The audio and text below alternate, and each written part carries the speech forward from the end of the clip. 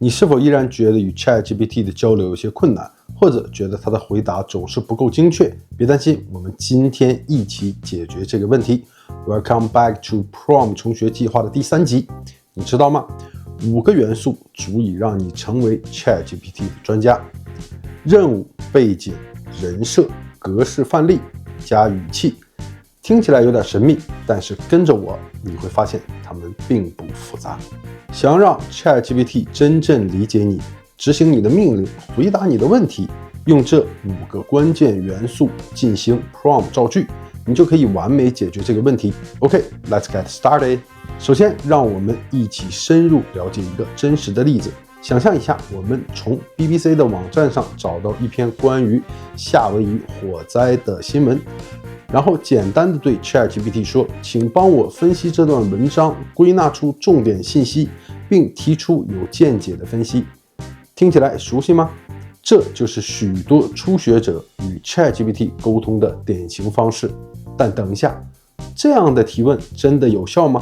事实上，这句话中只包含了我们说的5个元素当中的一个，那就是任务。更具体的来说，其中包括了3项任务：1. 分析这段文章； 2. 归纳总结； 3. 提出分析。OK，check this out。我们看一下 ChatGPT 的回复。看到了吗？它只是粗略的归纳了一下，虽然也提出了一些见解和分析，但话语空洞，缺乏深度。那么我们怎么改进呢？让我们在原有的 prompt 基础上添加一些调料。这样说怎么样？我是一名自媒体工作者，需要一篇视频口播文稿。我的视频节目一般会将时长控制在5分钟，请帮我分析这段文章，归纳重点信息，并提出有见解的分析。添加的这一部分内容，我称之为背景元素。通过描述你的职业、人物以及工作特点等信息， ChatGPT 就能更了解你的核心需求，更明白你希望得到的答案是什么样的。这个改动可能就是让 ChatGPT 真正为你效劳的关键所在。Ready to try it out? Let's move on 啊！你看，仅仅添加了背景元素，虽然让 ChatGPT 的回答有了不小的提升，但我们知道它还可以做得更好，所以让我们添加人设元素，看看效果如何。开始时，我们可能会结合自身的情况，将 prompt 修改为：我是一名经济类别的自媒体工作者，需要一篇视频口播文稿。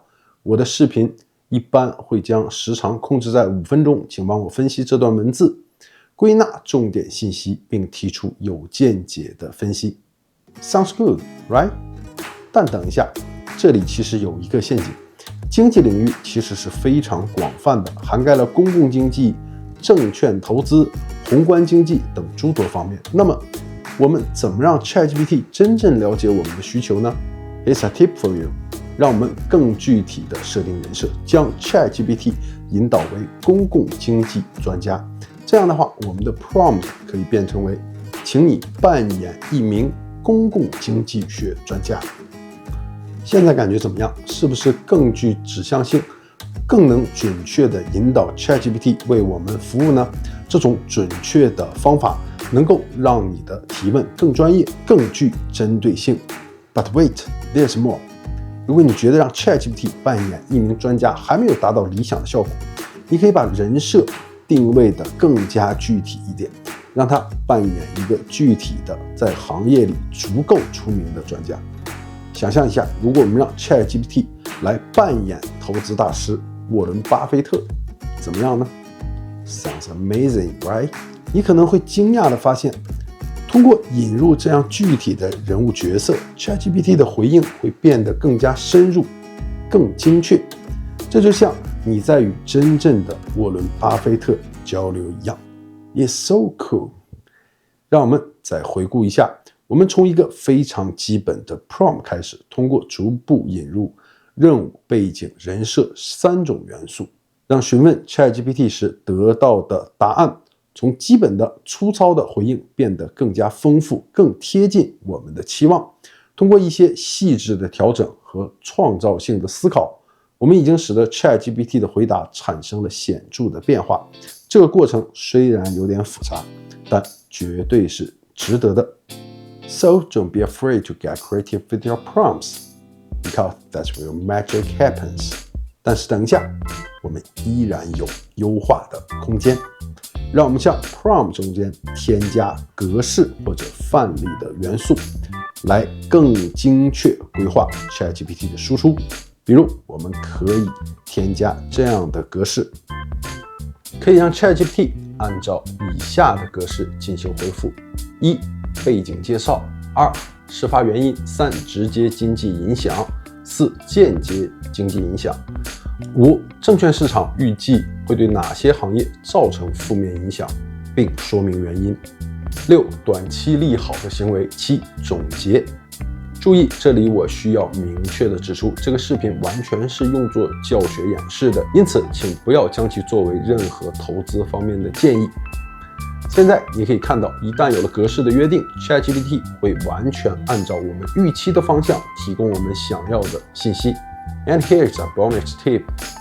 如果你发现 ChatGPT 在某一项内容中描述的不够深入，不必担心，你可以进一步向 ChatGPT 进行追问，比如，请你详细展开描述直接经济影响这一部分。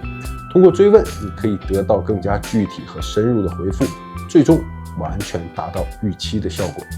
但是现在有一个小问题，从我的频道后台的数据来看，我大部分的粉丝都是20到30岁的女性群体。而现在许多经济术语对他们来说可能有些陌生，那我们该怎么办呢？怎样才能让这些内容更贴近他们的生活呢？更加生动有趣呢？这时我们需要在 prompt 中添加第5项元素：语气。我们可以要求 ChatGPT 以一种更轻松直白的语气来描述问题，比如在 prompt 的最后加上请使用轻松直白的语气。OK， 现在让我们再来对比一下最初版本和现在的版本得到的答案有什么不同。你可以看到最终的版本，我们的针对性更强，更符合我们的预期。让我们再来看一下这条 prompt 是如何包含我们本期节目当中提到的5个基本元素的。首先，第一就是任务部分，请帮我分析这个文章，归纳重点信息，并提出有见解的分析，这就是明确的任务。那么背景部分呢？这其中我是自媒体工作者，需要一篇视频口播文稿，我的视频节目一般会将时长控制在5分钟之内。那这一部分的内容我们统称为背景部分。第3，人设部分很好理解，当然是请你扮演沃伦·巴菲特。第4的格式部分也是显而易见的，就是我们 prompt 最后提出的这段格式。那么最后就是语气部分，这当中呢，请使用轻松直白的语气。让我们想象一下，优秀的 prompt 就像制作一道精美的菜肴，由5个关键的部分组成。第一，任务等于主料，这就像是我们这道佳肴的主要食材，无论是龙虾还是牛排，它定义了这道菜的核心。所以明确地告诉 ChatGPT 你的任务是什么，就像为一道菜选定主料一样重要。第二，背景等于辅料，背景元素就像是菜肴的辅料，增强了食物的味道，同时也是一道佳肴必不可少的部分，可以让 ChatGPT 更好地理解你的问题，确保回答更加精准。第3，人设等于厨师，术业有专攻，一道美味的佳肴必然出自专业的厨师之手，人设就像挑选合适的厨师，专业的事儿当然要交给专业的人来干。所以让 ChatGPT 扮演对的专家，同样也是成功的核心所在。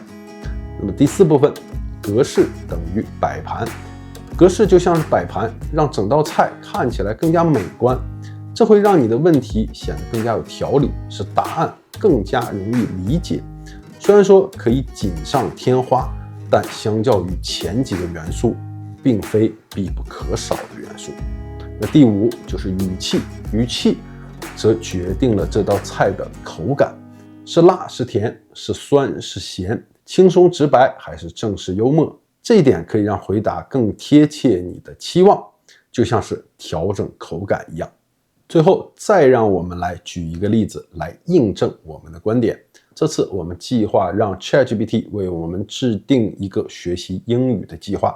首先我们需要明确我们的任务，请帮我制定一个学习英语的计划，并由你执行教学任务。第二部分我们就需要添加背景元素。那么我是这样去描述的：我计划半年以后去美国旅游，需要掌握一些基本的美式英语来完成旅游过程中可能涉及的交流问题。我目前的英语基础能力，词汇量大概3000左右，口语能力较差。每日我可以在20点到22点进行英语学习。第3点，人设当然是请 ChatGPT 扮演一名资深的英语教师。对于第4点的格式，我会这样去对 ChatGPT 进行要求：我需要你为我生成一个 Markdown 表格，以周为单位，数轴为时间规划，中间部分为具体的课程安排，并将 Markdown 完成渲染，这样可以让我对学习计划一目了然。第5点当然是语气，我们需要轻松学习，享受进步的过程，所以我们当然希望 ChatGPT 语气不要过于严肃。